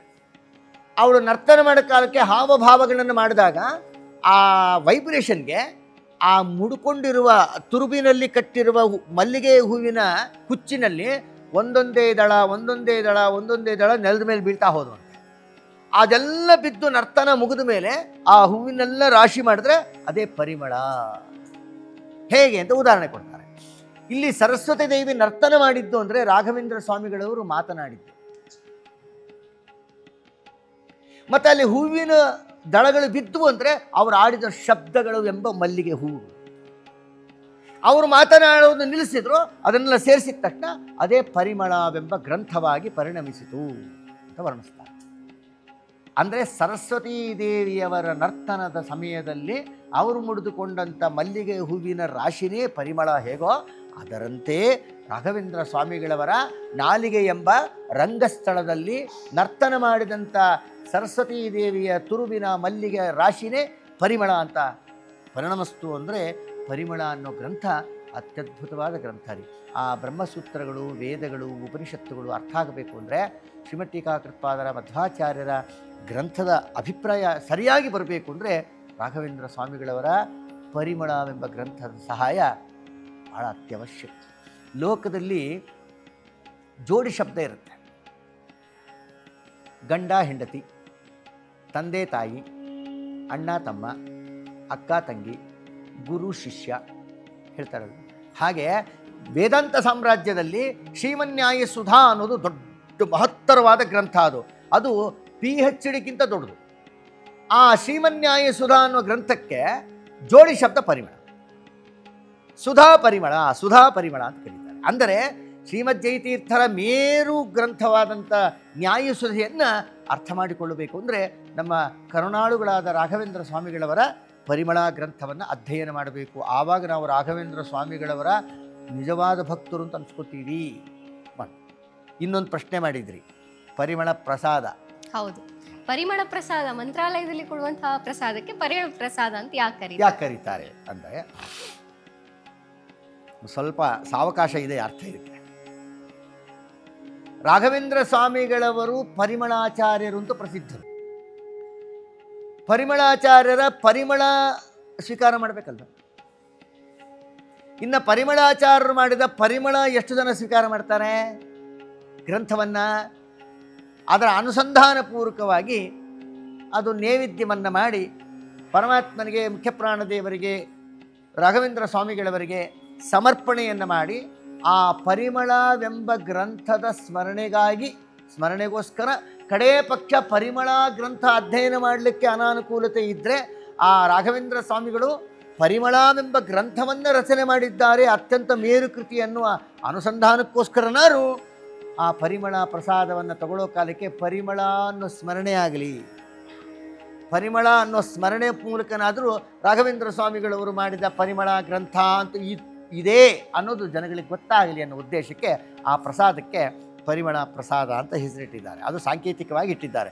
ಮುಖ್ಯ ಅಭಿಪ್ರಾಯ ಏನೋ, ರಾಘವೇಂದ್ರ ಸ್ವಾಮಿಗಳವರನ್ನು ಇತಿಹಾಸ ಹೇಳುತ್ತೆ ಪರಿಮಳಾಚಾರ್ಯ ಅಂತ. ಪರಿಮಳಾಚಾರ್ಯರ ಅನುಗ್ರಹ ಆಗಬೇಕು ಅಂದರೆ ಪರಿಮಳಾಚಾರ್ಯರ ಪರಿಮಳ ನಾವು ಆಸ್ವಾದಿಸಬೇಕು ಅಂದರೆ ಶಾಸ್ತ್ರವನ್ನು ಅಧ್ಯಯನ ಮಾಡಬೇಕು. ಎಲ್ಲರಿಗೂ ಆಗೋದಿಲ್ಲ ಅಲ್ವಾ? ಆದ್ದರಿಂದ ಪ್ರಸಾದ ರೂಪದಲ್ಲಿ ಕೊಟ್ಟಾಗ ಆ ಗ್ರಂಥದ ಸ್ಮರಣೆ ಯಾರು ಆಗಲಿ ಅನ್ನೋ ಕಾರಣಕ್ಕೆ ಪರಿಮಳ ಪ್ರಸಾದ ಅಂತ ಕರೆಯುವ ಒಂದು ಸಂಪ್ರದಾಯವನ್ನು ಅನುಚಾನವಾಗಿ ಹಿಂದಿನಿಂದ ಹಿರಿಯರು ಹೇಳ್ತಾ ಬಂದಿದ್ದಾರೆ. ಇನ್ನು ಗುರುಗಳೇ, ರಾಘವೇಂದ್ರ ಸ್ವಾಮಿಗಳವರು ಮಂತ್ರಾಲಯದ ಪರಂಪರೆಯಲ್ಲಿ ಬಂದಂಥ ಯತಿಗಳು. ಆ ಹಿಂದೆ ಅದಕ್ಕೆ ಬೇರೆ ಹೆಸರು ಇತ್ತು. ಆದರೆ ಯತಿಗಳನ್ನು, ಪೀಠಾಧಿಪತಿಗಳನ್ನು ಹೇಳುವಾಗ ತೀರ್ಥರು ಅಥವಾ ಶ್ರೀಗಳು ಅಂತ ಕರಿತೀವಿ. ಆದರೆ ರಾಯರಿಗೆ ಮಾತ್ರ ಯಾಕೆ ರಾಯರು ಅನ್ನೋದು ಬಂತು? ರಾಯರು ಅನ್ನೋದು ಯೂಶಲಿ ಗೃಹಸ್ಥರಿಗೆ ಕರೆಯುವಂಥ ಹೆಸರಲ್ವೇ? ಆದರೂ ಕೂಡ ರಾಯರು ಅಂತಲೇ ಫೇಮಸ್ ಯಾಕೆ? ಒಳ್ಳೆ ಪ್ರಶ್ನೆ. ತೀರ್ಥರು ಅನ್ನೋ ಶಬ್ದವು ರಾಘವೇಂದ್ರ ಸ್ವಾಮಿಗಳವರಿಗೆ ಇದ್ದೇ ಇದೆ, ಅದು ಅಂಡರ್ಸ್ಟುಡ್. ಅದು ಯತಿಗಳಿಗೆ ತೀರ್ಥರು ಅನ್ನೋದು ಸಿದ್ಧಾಂತ. ಅದು ತೀರ್ಥ ಅನ್ನೋ ಶಬ್ದಕ್ಕೆ ಅರ್ಥ ಏನು ಅಂದರೆ, ತೀರ್ಥ ಅಂದರೆ ಜ್ಞಾನ ಅಂತ ಅರ್ಥ. ಯಾರ್ಯಾರು ಜ್ಞಾನಿಗಳಿದ್ದಾರೋ ಅವರನ್ನೆಲ್ಲ ತೀರ್ಥರು ಅಂತ ಕರೀತಾರೆ. ಆದರೆ ರಾಯರು ಅಂತ ಯಾಕೆ ಕರೀತಾರೆ? ಸಲಿಗೆ. ಅಪ್ಪ ಸಾಮಾನ್ಯವಾಗಿ ಲೋಕದಲ್ಲಿ ನೋಡ್ರಿ, ಅಪ್ಪನನ್ನು ಅಪ್ಪ ಅಂತ ಕರಿಬೇಕು, ತುಂಬ ಜನ ಅಣ್ಣ ಅಂತ ಕರೀತಾರೆ ಅಲ್ವಾ? ಆದರೆ ನೀವು ಅದನ್ನು ಮಾರ್ಮಿಕವಾಗಿ ನೋಡಿದಾಗ ತಂದೆನ ಅಣ್ಣ ಅಂತ ಕರಿಬೋದಾ? ಜೊತೆಯಲ್ಲಿ ನಮಗಿಂತ ದೊಡ್ಡವನಾಗಿ ಹುಟ್ಟಿದವನನ್ನು ಅಣ್ಣ ಅಂತ ಕರೆಯುವ ಸಂಪ್ರದಾಯ ಇರೋದು ಲೋಕದಲ್ಲಿ ಕಾಣೋದು. ಆದರೆ ಜನ್ಮ ಕೊಟ್ಟವರನ್ನು ಅಣ್ಣ ಅಂತ ಕರೆಯುವುದು ಹೇಗೆ? ಮುದ್ದು ಜಾಸ್ತಿ ಆದಾಗ ಕರೀತಾರೆ ಅಣ್ಣ ಅಂತ. ತಂದೆನ, ಜನ್ಮ ಕೊಟ್ಟ ತಂದೆನ ಅಣ್ಣ ಅಂತ ಕರೆಯೋದು ಯಾತಕ್ಕೆ ಕೇಳಿದ್ರೆ, ಅತಿಯಾದ ಪ್ರೀತಿ, ಆ ಪ್ರೀತಿಯ ಸಂಕೇತ. ಹಾಗೆ ರಾಘವೇಂದ್ರ ಸ್ವಾಮಿಗಳು ಅಂದರೆ ನಮಗೆ ಪ್ರಾಣ. ಆ ಸಲಿಗೆಯಿಂದ ಅವರನ್ನ ರಾಯರು ಅಂತ ಕರೀತಾರೆ. ಯಾಕೆಂದರೆ ತುಂಬ ಪ್ರೀತಿ ಯಾರ ಮೇಲೆ ಇರುತ್ತೋ ಅವರನ್ನ ಏಕವಚನದಲ್ಲಿ ಕರೀತಾರೆ. ತುಂಬ ಪ್ರೀತಿ ಇದ್ದವ್ರ ಜೊತೆಗೆ ಬಹುವಚನದಲ್ಲಿ ಮಾತಾಡಿದ್ರೆ ಪ್ರೀತಿ ವ್ಯಕ್ತ ಆಗಲ್ಲ ಅಲ್ವಾ? ನಮಗೆ ತುಂಬ ಯಾರನ್ನ ತುಂಬ ಪ್ರೇಮಿಸ್ತೇವೋ, ತುಂಬ ಪ್ರೀತಿಸ್ತೇವೋ, ತುಂಬ ಅಭಿಮಾನ ಮಾಡ್ತೇವೋ ಅವರನ್ನು ಏಕವಚನದಲ್ಲಿ ಕರೆದ್ರೇ ನ್ಯಾಚುರಾಲಿಟಿ ಬರೋದು. ಇಲ್ಲದೆಂದರೆ ನಾಟಕೀಯವಾಗಿರ್ತದೆ ಅಲ್ವಾ? ಅದಕ್ಕೆ ಮಕ್ಕಳು ಯಾರು ತಂದೆ ತಾಯಿನ ಹೋಗು ಬಾ ಅಂತಲೇ ಮಾತಾಡಿಸ್ತಾರೆ ಅಲ್ವಾ? ಸಲಿಗೆ ಯಾಕೆ ಹೇಳಿದ್ರು? ಇದು ನಮ್ಮ ವಸ್ತು ಅಂತ. ಹಾಗೆ ರಾಘವೇಂದ್ರ ಸ್ವಾಮಿಗಳು ನಮಗೆ ಅತ್ಯಂತ ಪ್ರಿಯವಾದ ವಸ್ತು ಆದ ಕಾರಣ ರಾಯರು ಅಂತ ಕರಿತೀವಿ ಅಷ್ಟೇ. ರಾಯರು ಅನ್ನೋದು ಪ್ರೀತಿಯಿಂದ ಕರೆಯೋ ಹೆಸರು. ಮತ್ತು ಅಷ್ಟೇ ಅಲ್ಲ, ರಾಯರು ಅನ್ನೋ ಶಬ್ದಕ್ಕೆ ಗೃಹಸ್ಥರು ಅಂತ ಹೇಳಿದ್ರಿ. ಗೃಹಸ್ಥರ ಕೆಲಸ ಏನು ಗೊತ್ತಾ? ಸನ್ಯಾಸಿಗಳ ಸಂರಕ್ಷಣೆ ಮಾಡೋದು. ಆದರೆ ಕಲಿಯುಗದಲ್ಲಿ ರಾಘವೇಂದ್ರ ಸ್ವಾಮಿಗಳು ಅವ್ರ ನಂತರದಲ್ಲಿ ಬಂದ ಎಷ್ಟೋ ಸನ್ಯಾಸಿಗಳನ್ನು ರಕ್ಷಣೆ ಮಾಡಿದ್ದಾರೆ. ಆದ್ದರಿಂದ ಅವರಿಗೆ ರಾಯರು ಅನ್ನೋ ಹೆಸರು ಸಾರ್ಥಕ ಆಗುತ್ತೆ ಅಂತ ಈ ರೀತಿಯಾಗಿ ಅದು ಸಾಂಕೇತಿಕವಾಗೂ ಹೇಳ್ಬೋದು, ಅದರಲ್ಲಿ ಅರ್ಥವೂ ಇದೆ. ಆದ ಕಾರಣ ರಾಘವೇಂದ್ರ ಸ್ವಾಮಿಗಳವರನ್ನು ಹಿಂದಿನ ಹಿರಿಯರೆಲ್ಲ ರಾಯರು ಅಂತ ಕರೆದಿದ್ದಾರೆ. ಹಿಂದಿನ ಹಿರಿಯರು ಕರೆದಿದ್ದಾರಾದ್ರಿಂದ ನಾವು ಅವರನ್ನು ಪ್ರೀತಿಯಿಂದ ರಾಯರು ಅಂತ ಕರೆಯೋದರಲ್ಲಿ ಸಂಪ್ರದಾಯ ಉಂಟು, ಕರೆಯುವುದು. ಗುರುಗಳೇ, ಇನ್ನು ಮಂತ್ರಾಲಯದಲ್ಲಿ ರಾಯರ ವೃಂದಾವನದ ಪಕ್ಕವೇ ವಾದೀಂದ್ರ ತೀರ್ಥರ ವೃಂದಾವನವನ್ನು ಕಾಣ್ತೇವೆ. ರಾಯರಿಗೆ ಅತಿ ಪ್ರಿಯವಾದವರು ಅಂತ ಕೂಡ ತಾವು ಹೇಳಿದ್ರಿ. ಜ್ಞಾನಿಗಳ ಮಾತಿನಂತೆ ರಾಯರ ಅನುಗ್ರಹ ಆಗಬೇಕಾದ್ರೆ ವಾದೀಂದ್ರ ತೀರ್ಥರ ಅನುಗ್ರಹ ಮೊದಲಾಗಬೇಕಾ, ರಾಯರಿಗೆ ಅನುಗ್ರಹ ಮಾಡಿ ಅಂತ ನಾವು ಕೇಳಬೇಕಾ? ಹೇಗೆ ನಾವು ಅವರಲ್ಲಿ ಹೋಗಬೇಕು, ಯಾಚನೆ ಮಾಡಬೇಕು ಅಂತ? ಖಂಡಿತವಾಗಮ್ಮ. ಯಾಕೆ ಅಂದರೆ ರಾಘವೇಂದ್ರ ಸ್ವಾಮಿಗಳವರಿಗೆ ವಾದೀಂದ್ರ ಸ್ವಾಮಿಗಳಲ್ಲಿ ಅಪಾರ ಪ್ರೀತಿ, ಅಪಾರ ಅಂತಃಕರಣ, ಅದಕ್ಕೆ ಪಕ್ಕದಲ್ಲಿ ಕೂಡಿಸ್ಕೊಂಡಿದ್ದಾರೆ. ಸಾಮಾನ್ಯವಾಗಿ ಲೌಕಿಕವಾಗಿ ನೋಡಿ, ಇಬ್ಬರು ಒಬ್ಬರ ಮನೆಗೆ ಹೋಗಿರ್ತೀವಿ, ಉಪಚಾರಕ್ಕೆ ಅವರು ಒಬ್ಬರಿಗೆ ಒಂದು ಲೋಟ ಹಾಲು ಕೊಟ್ಟು ಒಬ್ಬರನ್ನ ಸುಮ್ಮನೆ ಬಿಟ್ಟರೆ, ನೀವು ಜೊತೆ ನಿಮಗೆ ಹಾಲು ಕೊಟ್ಟಿದ್ದಾರೆ ಅಂತ ನಿಮಗೆ ಸಂತೋಷ ಆಗಲ್ಲ, ನಮ್ಮ ಜೊತೆಗೆ ಬಂದವ್ರಿಗೂ ಅವರು ಇಗ್ನೋರ್ ಮಾಡಿದ್ರು ಅಂತ ನಿಮಗೆ ಬೇಜಾರಾಗುತ್ತೆ. ಇದು ಲೌಕಿಕ. ಇನ್ನು ಪಾರಮಾರ್ಥಿಕ ದೃಷ್ಟಿಯಿಂದ ರಾಘವೇಂದ್ರ ಸ್ವಾಮಿಗಳು ಲೋಕಮಾನ್ಯರು, ಪಕ್ಕದಲ್ಲಿ ಕೂತಿರೋ ಮಹಾನುಭಾವರು ವಾದೀಂದ್ರ ತೀರ್ಥರು ಲೋಕಮಾನ್ಯರೇ, ಮಹಾಜ್ಞಾನಿಗಳು, ಗ್ರಂಥಕರ್ತರು, ಅವರು ದೇವತೆಗಳೇ. ಅಲ್ಲಿ ಹೋದಾಗ ಥ್ರೂ ದಿ ಪ್ರಾಪರ್ ಚಾನಲ್ ಇಲ್ಲದೆ ಇದ್ದರೆ ನಮಗೆ VVIP ಸಿಗೋದಿಲ್ಲ. ರಾಘವೇಂದ್ರ ಸ್ವಾಮಿಗಳು VVIPs, ಅವರ ಎಷ್ಟು VIP ಹಾಕ್ಕೊಂಡು ಸಾಲದವರಿಗೆ. ಅಂತಹ ರಾಘವೇಂದ್ರ ಸ್ವಾಮಿಗಳವರಲ್ಲಿ ನಾವು ಹೋಗಿ ವಾದೀಂದ್ರ ಸ್ವಾಮಿಗಳನ್ನು ಸ್ತೋತ್ರ ಮಾಡಿದ್ರೆ ಅವರು ರೆಕಮೆಂಡ್ ಮಾಡ್ತಾರೆ, ಸ್ವಾಮಿ ನಿಮ್ಮ ಕೂಸು ಬಂದಿದೆ ನೋಡ್ರಿ ಅವ್ರನ್ನ. ಆದ್ದರಿಂದ ಸಾಮಾನ್ಯವಾಗಿ ಒಬ್ಬ ಲೌಕಿಕ VIP ನೋಡಬೇಕು ಅಂದರೆ PAನ ಕಾಂಟ್ಯಾಕ್ಟ್ ಮಾಡಬೇಕಲ್ವಾ.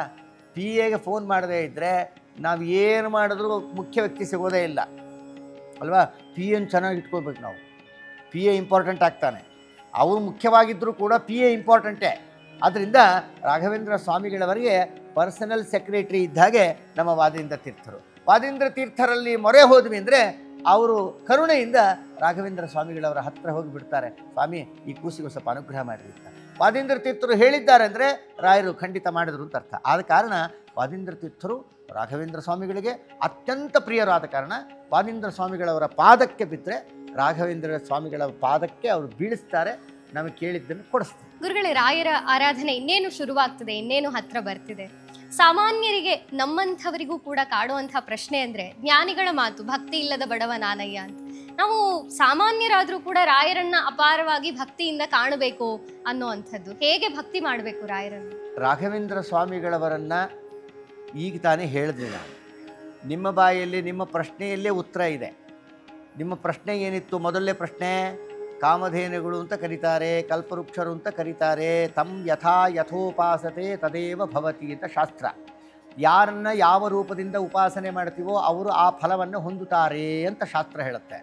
ಈಗ ನಾವು ಜನಸಾಮಾನ್ಯರು ಮಾಡಲೇಬೇಕಾದಂಥ ಉಪಾಸನೆ ಏನು ಅಂದರೆ, ರಾಘವೇಂದ್ರ ಸ್ವಾಮಿಗಳವರನ್ನು ವಿಶೇಷ ಸೇವೆಯನ್ನು ಮಾಡಿ, ಅವರ ಗ್ರಂಥಗಳನ್ನು ಅಧ್ಯಯನ ಮಾಡಿ, ಅವರ ಗ್ರಂಥಗಳನ್ನು ಮತ್ತೊಬ್ಬರಿಗೆ ಶಿಷ್ಯರಿಗೆ ಪಾಠವನ್ನು ಹೇಳೋದು, ಇದು ಒಂದು ರೀತಿಯಾದ ಹೈ ಲೆವೆಲ್ ಸೇವೆ. ಅದು ಬೇರೆ. ಈಗ ಜನಸಾಮಾನ್ಯರಿಗೆ ಅವರು ಅನುಸಂಧಾನ ಮಾಡಬೇಕಾಗಿರೋದೇನು? ರಾಘವೇಂದ್ರ ಸ್ವಾಮಿಗಳವರು ಕಾಮಧೇನುಗಳಾಗಿದ್ದಾರೆ, ಕಲ್ಪವೃಕ್ಷರಾಗಿದ್ದಾರೆ, ಚಿಂತಾಮಣಿಗಳಾಗಿದ್ದಾರೆ, ಕರುಣಾಮಯಿ ಆಗಿದ್ದಾರೆ. ಇವರು ಕೇಳಿದ್ದನ್ನೆಲ್ಲ ಕೊಡ್ತಾರೆ. ಅದಕ್ಕೆ ನಂಬಿಕೆಟ್ಟವರಿಲ್ಲವೋ ಈ ಗುರುಗಳ, ಆ ರಾಘವೇಂದ್ರ ಸ್ವಾಮಿಗಳವರನ್ನು ಸ್ವಾಮಿ ಸರೆಂಡರ್, ನಮಗೇನು ಗೊತ್ತಿಲ್ಲ, ನಮಗೆ ಜ್ಞಾನ ಇಲ್ಲ, ನಿಮ್ಮ ಗ್ರಂಥ ಅಧ್ಯಯನ ಮಾಡಿಲ್ಲ, ನಮಗೆ ಯಾವುದೇ ಶಾಸ್ತ್ರಜ್ಞಾನವಿಲ್ಲ, ಆದರೂ ನಿಮ್ಮ ದಯಾ ಕೃಪಾ ಕಟಾಕ್ಷ ನಮ್ಮ ಮೇಲೆ ಇರಬೇಕು, ಆದ್ದರಿಂದ ನಿಮ್ಮ ದಯದಿಂದ ನಮ್ಮನ್ನು ಕಾಪಾಡಬೇಕು ಅಂತ ಇಷ್ಟು ಕೇಳಿಕೊಂಡ್ರೂ ಸಾಕು ರಾಘವೇಂದ್ರ ಸ್ವಾಮಿಗಳವರಿಗೆ. ಈಗ ಪರಿಮಳಾಚಾರ್ಯರು ಅಂತ ಕರೀತಾರೆ ರಾಯರನ್ನು. ಆ ಪರಿಮಳಾಚಾರ್ಯರೇ ಅಂತ ಉಪಾಸನೆ ಮಾಡಿದ್ರೆ ಸಾಕು, ಕಾಮಧೇನುಗಳು ಅಂತ ಉಪಾಸನೆ ಮಾಡಿದ್ರೆ ಸಾಕು. ಆಮೇಲೆ ಕೆಲವು ಕ್ಷೇತ್ರಗಳಿಗೆ ಹೋಗುವ ಯಾತ್ರಾ ಫಲಗಳಿದೆಯಲ್ಲ, ಅದೆಲ್ಲ ಮಂತ್ರಾಲಯಕ್ಕೆ ಹೋದರೆ ಸಿಕ್ಬಿಡ್ತದೆ. ತಿರುಪತಿಗೆ ಹೋಗಬೇಕಾ?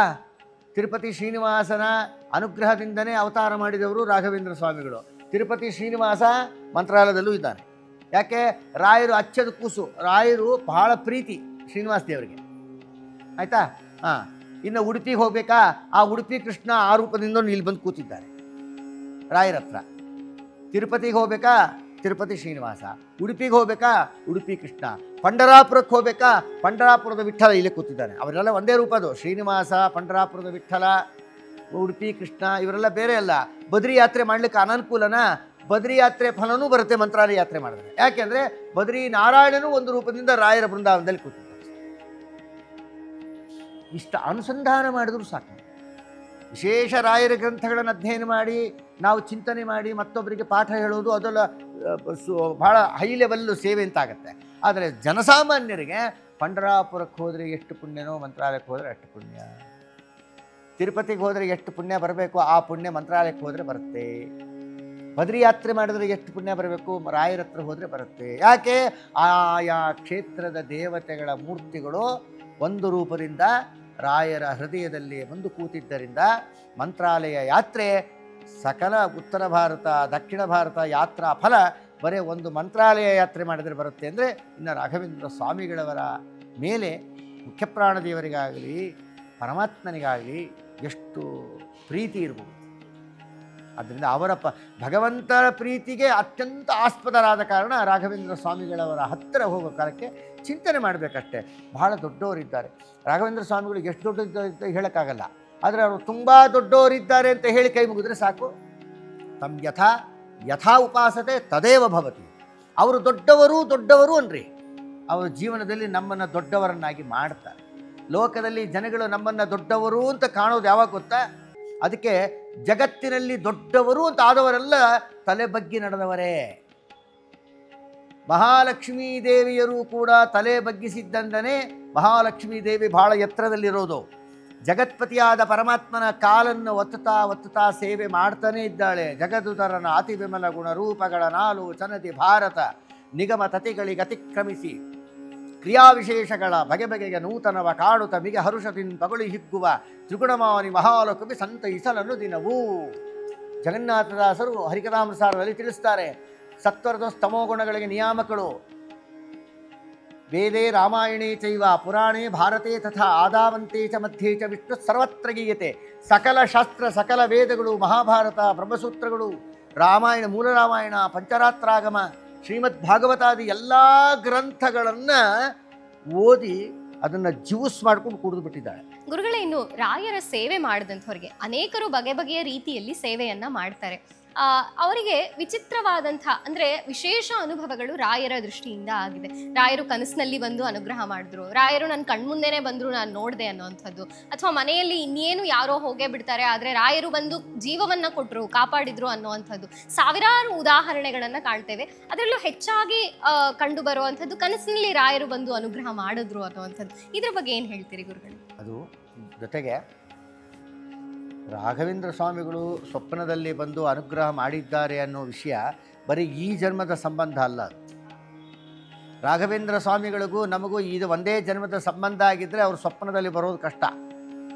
ಜನ್ಮಾಂತರದ ಸಂಬಂಧ ಇರುತ್ತೆ. ರಾಘವೇಂದ್ರ ಸ್ವಾಮಿಗಳವರಿಗೆ ನಾವು ಹಿಂದಿನ ಜನ್ಮದಲ್ಲೂ ಭಕ್ತರಾಗಿರಬಹುದು, ಆದರೆ ಹಿಂದಿನ ಜನ್ಮದಲ್ಲೂ ಭಕ್ತರಾಗಿರಬಹುದು. ಆ ಸಂಬಂಧ ಇರುತ್ತೆ, ಅದು ಸಂಸ್ಕಾರ ಇರುತ್ತೆ. ಸಂಸ್ಕಾರದಿಂದ ಸ್ವಪ್ನ ಬೀಳು. ಸಂಸ್ಕಾರ ಅಂದರೆ ಏನು? ಯಾವುದೋ ಒಬ್ಬ ವ್ಯಕ್ತಿ ಜೊತೆ ನಿಮಗೆ ಕಾಂಟ್ಯಾಕ್ಟ್ ಇರುತ್ತೆ, ಮಧ್ಯೆ ಒಂದು 20 ವರ್ಷ ಗ್ಯಾಪ್ ಆಗುತ್ತೆ, ಅವ್ರನ್ನ ಮರ್ತಿರ್ತೀರಿ ನೀವು, ಎದುರಿಗೆ ಬಂದ ಜ್ಞಾಪಕ ಆಗುತ್ತೆ. ಅದು ಸಂಸ್ಕಾರ. 20-25 ವರ್ಷದಿಂದ ಅವ್ರ ಮುಖನೇ ನೀವು ನೋಡಿರಲ್ಲ, ಅವ್ರ ಸಂಪರ್ಕ ನೀವು ಮಾಡಿರೋಲ್ಲ, ಅವರು ನಿಮ್ಮನ್ನು ನೋಡಿರಲ್ಲ, ನಿಮ್ಮ ಸಂಪರ್ಕ ಅವ್ರು ಮಾಡಿರಲ್ಲ. 25 ವರ್ಷದ ನಂತರ ಅವ್ರು ಬಂದು ನೀವು ಮುಖ ನೋಡಿದಾಗ ಸಾಕಾಗುತ್ತೆ, ನೀವಾ ಆವಾಗೇನಾಗುತ್ತೆ, ಆ ಹಳೆಯ ಅಫೆಕ್ಷನ್ ಇದೆಯಲ್ಲ ಆಗಲ್ಲಿ ಅಭಿವ್ಯಕ್ತ ಆಗುತ್ತೆ. ಸಂಸ್ಕಾರ ಅಂತ ಕರೀತಾರೆ. ಸಂಸ್ಕಾರದಿಂದ ಬಂತು ನಿಮಗೆ. ಯಾಕೆ 25 ವರ್ಷ ಕಾಂಟ್ಯಾಕ್ಟೇ ಇಲ್ಲ ಅಂದರೆ ನಿಮ್ಮ ತಲೆಯಲ್ಲಿ ಬರಲೇಬಾರ್ದು ಅವರು. ಆದರೆ ಬಂದ್ರಲ್ವ, ಎದುರಿಗೆ ಬಂದ ತಕ್ಷಣ ನಿಮಗೆ ಅಂದ್ಕೊಂಡು, ಅಯ್ಯೋ ಅಷ್ಟು ವರ್ಷ ಆಯ್ತು ರೀ ನಿಮ್ಮನ್ನು ನೋಡಿ, ಅಂತೂ ಇಷ್ಟು ವರ್ಷ ಆದಮೇಲೆ ಇಷ್ಟು ಲಾಂಗ್ ಗ್ಯಾಪ್ ಅಂತೂ ಭೇಟಿ ಆಯ್ತಲ್ಲ ಬಿಡ್ರಿ, ಈ ಜನ್ಮದಲ್ಲಿ ನಾವು ನೀವು ಭೇಟಿ ಆಗ್ತೀವಿ ಅಂತಲೇ ಅಂದ್ಕೊಂಡಿರಲಿಲ್ಲ ಅಂತಾರೆ ಅಲ್ವಾ. ಹಾಗೆ ಜನ್ಮಾಂತರದಲ್ಲಿ ಸಂಬಂಧ ಇದ್ದಾಗ ಆ ರೀತಿ ಸಂಬಂಧಗಳು ಸಿಗುತ್ತೆ. ಆದ್ದರಿಂದ ನಾವು ಈ ಜನ್ಮದಲ್ಲಿ ಅಷ್ಟೇ ಅಲ್ಲ, ಹಿಂದಿನ ಜನ್ಮದಲ್ಲೂ ರಾಘವೇಂದ್ರ ಸ್ವಾಮಿಗಳವರ ಭಕ್ತರಾಗೋಣ, ಮುಂದಿನ ಜನ್ಮಗಳಲ್ಲೂ ಅವರ ಭಕ್ತರಾಗಿರೋಣ ಅಂತ ಅವರಲ್ಲೇ ಪ್ರಾರ್ಥನೆ ಮಾಡೋಣ. ಮುಂದಿನ ಜನ್ಮದಲ್ಲೂ ನಿಮ್ಮ ಭಕ್ತರಾಗುವ ಭಾಗ್ಯ ಕೊಡ್ರಿ ಅಂತ ರಾಯರಲ್ಲಿ ಪ್ರಾರ್ಥಿಸೋಣ. ಈ ಸಂಸ್ಕಾರದಿಂದ ಸ್ವಪ್ನದಲ್ಲಿ ರಾಘವೇಂದ್ರ ಸ್ವಾಮಿಗಳು ಬರೋದಾಗಲಿ, ಪ್ರೇರಣೆ ಕೊಡೋದಾಗಲಿ, ಅನುಗ್ರಹ ಮಾಡೋದಾಗಲಿ ಅದು ಪ್ರಾಮಾಣಿಕವೇ, ಶಾಸ್ತ್ರವೇ ಒಪ್ಪಿದೆ. ಖಂಡಿತ. ಸಮಯದ ಅಭಾವ, ಇನ್ನೊಂದು ಕಡೆಯ ಪ್ರಶ್ನೆಯನ್ನು ನಾನು ಕೇಳ್ತೇನೆ. ಮುಖ್ಯವಾಗಿ ಎಲ್ಲರಿಗೂ ರಾಯರ ಅನುಗ್ರಹ ಸಿಗ್ತಿರೋದು ರಾಯರ ಮಂತ್ರಾಕ್ಷತೆಯ ರೂಪದಲ್ಲಿ. ಆ ಮಹಿಮೆಯನ್ನು, ಮಂತ್ರಾಕ್ಷತೆಯ ಮಹಿಮೆಯನ್ನು ತಾವು ಹೇಳೋದಾದ್ರೆ ಏನು ಹೇಳ್ತೀರಿ ಗುರುಗಳೇ? ಮಂತ್ರಾಕ್ಷತೆ ಬಹಳ ದೊಡ್ಡ ಪದಾರ್ಥ. ಅದಕ್ಕೊಂದು ವೇದ ಮಂತ್ರ ಇದೆ. ಇಂದ್ರ ಶ್ರೇಷ್ಠ ನಿದ್ರವೀಣಾಣಿ ದೇಹಿ ಚಿತ್ತಂ ದಕ್ಷಸ್ಸು ಭಗತ್ವಮಸ್ಮೈ. ಈ ಮಂತ್ರದಿಂದ ಮಂತ್ರಾಕ್ಷತೆಯನ್ನು ಕೊಡುವುದು. ಅಲ್ಲಿ ಮಂತ್ರಾಕ್ಷತೆ ಅಂದರೆ ನಾವು ಎಲ್ಲೋ ರೂಮಲ್ಲಿ ಕುತ್ಕೊಂಡ್ಬಿಟ್ಟು ಅದನ್ನು ಕಲಿಸ್ಬಿಟ್ಟು ತಂದು ಕೊಡೋಲ್ಲ.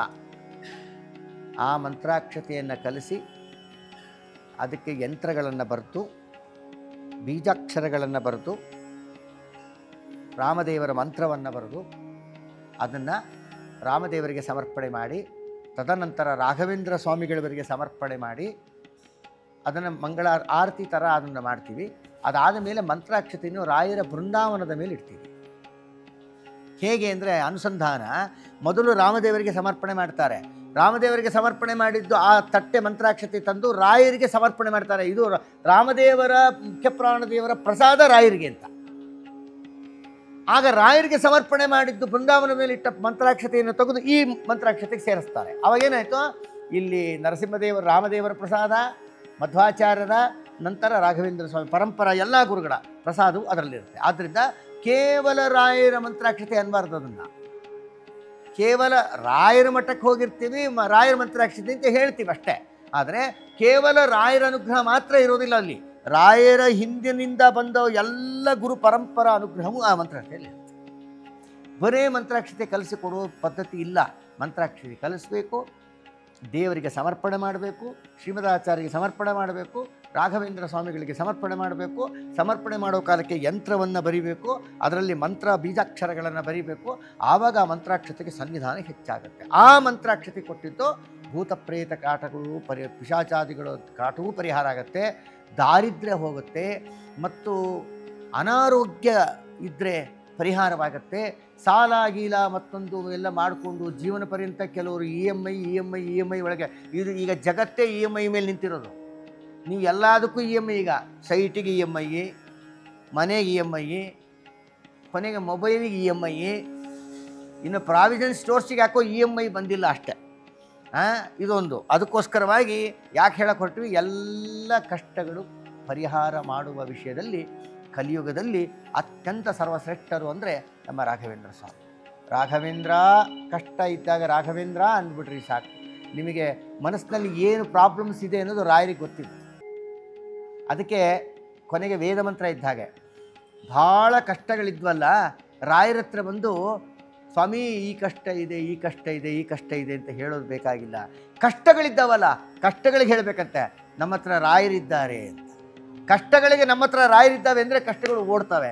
ನಾವು ರಾಯರ ಹತ್ರ ಬಂದು ಕಷ್ಟಗಳ ಲಿಸ್ಟ್ ಹೇಳೋಕ್ಕಿಂತ ಕಷ್ಟಗಳ ಹತ್ರನೇ ನಮ್ಮ ಹತ್ರ ರಾಯರಿದ್ದಾರೆ ಅಂದರೆ ಕಷ್ಟಗಳ ತಮ್ಮಷ್ಟೇ ತಾವೇ ಓಡ್ತವೆ ಅಂತ. ಹಾಗೆ ಸೂರ್ಯನ ಉದಯ ಆದಾಗ ಕತ್ತಲು ಹೆಂಗೆ ಓಡುತ್ತೋ ಹಾಗೆ ರಾಘವೇಂದ್ರ ಸ್ವಾಮಿಗಳು ನಮ್ಮ ಪಾಲಿಗಿದ್ದಾರೆ ಅಂದರೆ ಕತ್ತಲಂತೆ ಇರುವ ಕಷ್ಟಗಳು ತಮ್ಮಷ್ಟಕ್ಕೆ ತಾವೇ ಓಡ್ತಾವೆ ಅನ್ನೋದನ್ನು ತಿಳಿಸ್ತಾರೆ. ಖಂಡಿತ ಗುರುಗಳೇ, ರಾಯರ ಆರಾಧನೆಯ ಶುಭ ಸಂದರ್ಭದಲ್ಲಿ ಏನು ಸಂದೇಶವನ್ನು ನಮ್ಮ ವೀಕ್ಷಕರಿಗಾಗಿ ಕೊಡ್ತೀರಿ? ರಾಘವೇಂದ್ರ ಸ್ವಾಮಿಗಳವರು ಲೋಕಮಾನ್ಯರು, ಮಹಾಜ್ಞಾನಿಗಳು, ದೇವತೆಗಳು. ಅಂಥ ಮಹಾನುಭಾವರ ಆರಾಧನೆ ದೇವತೆಗಳೇ ಮಾಡ್ತಾರೆ. ಮನುಷ್ಯರು ಮಾಡೋದಷ್ಟೇ ಅಲ್ಲ, ದೇವತೆಗಳು ಮಾಡ್ತಾರೆ. ಅಂಥ ರಾಘವೇಂದ್ರ ಸ್ವಾಮಿಗಳವರ ಆರಾಧನಾ ಮಹೋತ್ಸವ, ವೈಭವೋತ್ಸವ ನಡೀತಾ ಇದೆ. ಈ ರಾಘವೇಂದ್ರ ಸ್ವಾಮಿಗಳವರ ಆರಾಧನಾ ಕಾರ್ಯಕ್ರಮದಲ್ಲಿ ಅವರವರ ಯೋಗ್ಯತೆಗೆ ಅನುಗುಣವಾದ ಸೇವೆಯನ್ನು ಸಲ್ಲಿಸಿ ಅವರ ಧ್ಯಾನವನ್ನು ಮಾಡಿ ರಾಯರ ಅಷ್ಟೋತ್ರಾದಿಗಳನ್ನು ರಾಘವೇಂದ್ರ ಸ್ವಾಮಿಗಳ ಸ್ತೋತ್ರ ಪಾರಾಯಣದೊಂದಿಗೆ ಅವರ ಸೇವೆಯನ್ನು ಮಾಡತಕ್ಕ ಪ್ರತಿಯೊಬ್ಬ ಭಗವದ್ಭಕ್ತರಿಗೆ ಭಗವಂತ ಆರೋಗ್ಯ, ಆಯುಷ್ಯ, ಸಂಪತ್ತು ಮತ್ತು ದಾಂಪತ್ಯ ಸುಖ ಮತ್ತು ಅನೇಕ ರೀತಿಯಾಗಿ ಅವರ ಅಪೇಕ್ಷಿತವಾದ ಫಲಗಳು ಪೂರ್ಣವಾಗಲಿ ಅಂತ ನಾವು ನಮ್ಮ ಉಪಾಸ್ಯಮೂರ್ತಿ ರಾಮದೇವರಲ್ಲಿ ಪ್ರಾರ್ಥಿಸ್ತೇವೆ.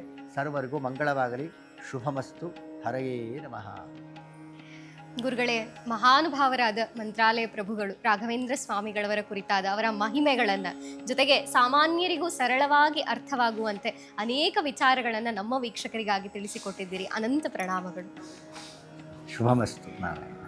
ವೀಕ್ಷಕರೇ, ಅಗಮ್ಯ ಮಹಿಮರಾದ ಕಲ್ಪವೃಕ್ಷರು, ಕಾಮಧೇನುಗಳಾದ ಮಂತ್ರಾಲಯದ ಸ್ವಾಮಿಗಳು, ಶ್ರೀ ಗುರು ರಾಘವೇಂದ್ರ ಸ್ವಾಮಿಗಳವರ ಬಗ್ಗೆ ಚಿಂತನೆಗಳನ್ನು, ಅವರ ಮಹಿಮೆಗಳನ್ನು, ಅವರ ಅಗಮ್ಯವಾದಂಥ ಆ ಒಂದು ವಿಚಾರಗಳನ್ನು ನಿಮ್ಮ ಮುಂದಿಡುವಂತಹ ಪ್ರಯತ್ನ ಮಾಡಿದ್ದೇವೆ. ಇದಾಗಿತ್ತು ಈ ಹೊತ್ತಿನ ವಿಶೇಷ. ನೋಡ್ತಾ ಇರಿ ಅಶ್ವಮಂದಿರ.